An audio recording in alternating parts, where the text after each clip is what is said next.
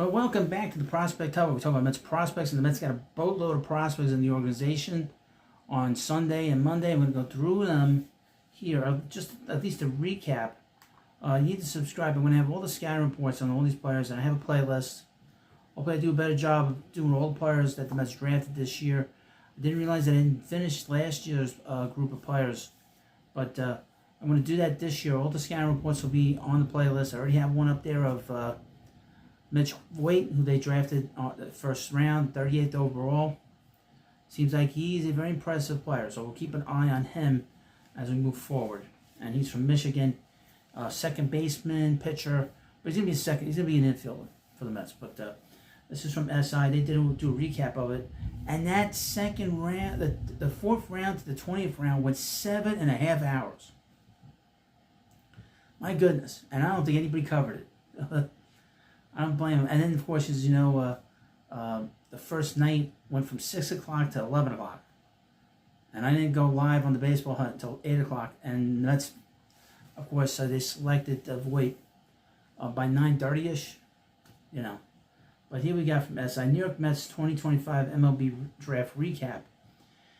New York Mets made 19 selections in the 2025 MLB Draft, highlighted by college infielders Mitch Voit and Antonio Jimenez. They did not have a second-round pick because they signed Juan Soto.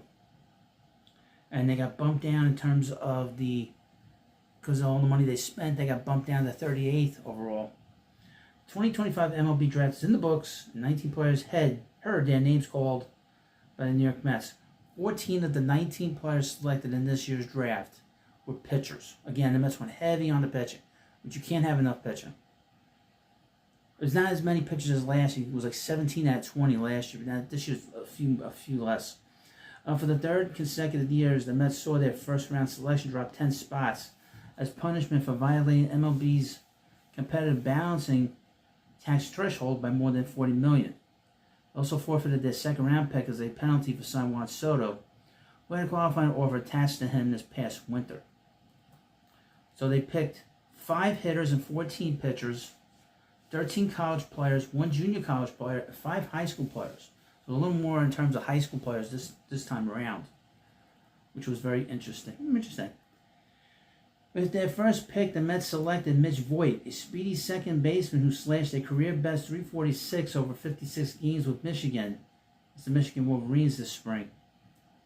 He was initially announced as a two-way player, but later clarified that the current plans for him to be developed as an infielder. Voit has not shut the door or on a return to the mound, however. We'll see. He should just, if he's, apparently he's better as a hitter. Quote, I will do absolutely anything to make it to the big leagues of the New York Met, so you can't rule anything out, Voit told the media after being selected on Sunday. He posted a 4.67 ERA over 98 1/3 collegiate innings and featured a low 90s fastball before undergoing internal brace surgery on his right elbow. He shifted to full-time second base duties as a junior in 2025. Interesting.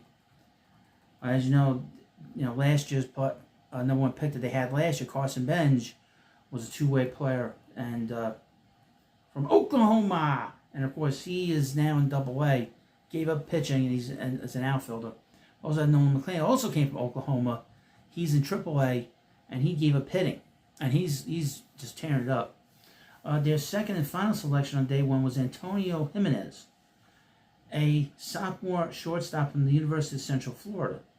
The former Miami Hurricanes slashed 329 in 55 games for UCF and is known for his plus power potential to plate and a standout arm defensively. On day 2, 6 of the Mets' first 7 selections were right-handed pitchers. The lone exception was 9th-round shortstop Anthony Frobose, the Rutgers commit who attended Lakeland High School in Shrub Oak, New York.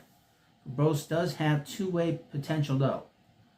With their 5th and 6th round pick, the Mets took chances on a pair of high-risk, high-reward college arms, Peyton Prescott and Nathan Hall. Both right-handers underwent UCL surgery after reaching velocities in the high 90s to triple digits earlier this year.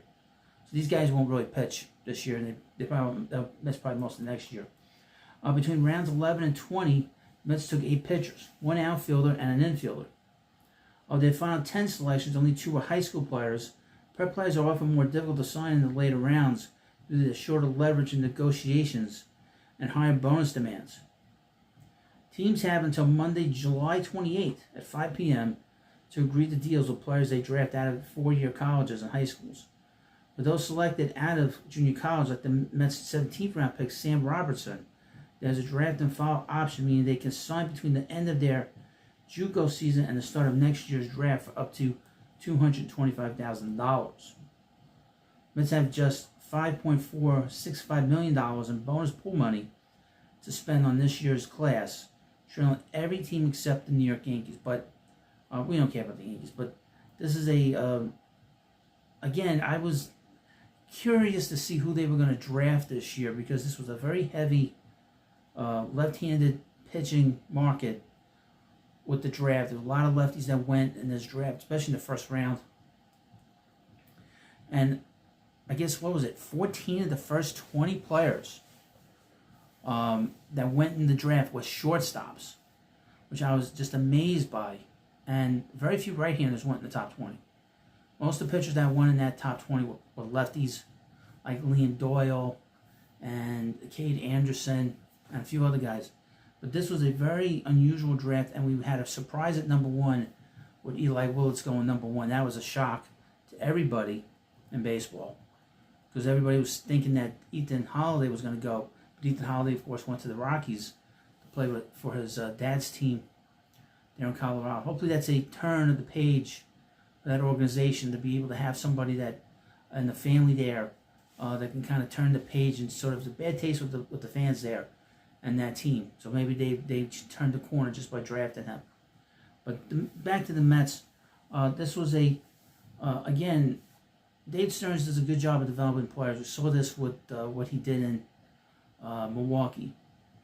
And they went very heavy pitching. And we know that the Astros in the past did a great job of developing players. And as you know, Kip Gross was there, manning the farm system there as the farm director. So he controlled the draft to a certain degree.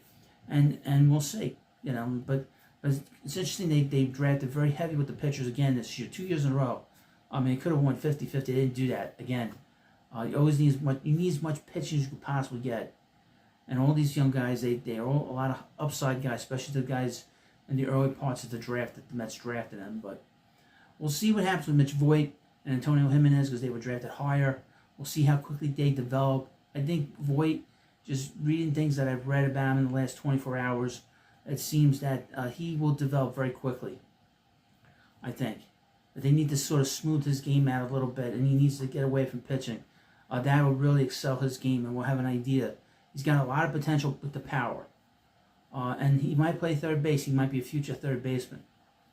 But you let me know what you think about this video. And, of course, please subscribe to Prospect Hut, and I'll see you later.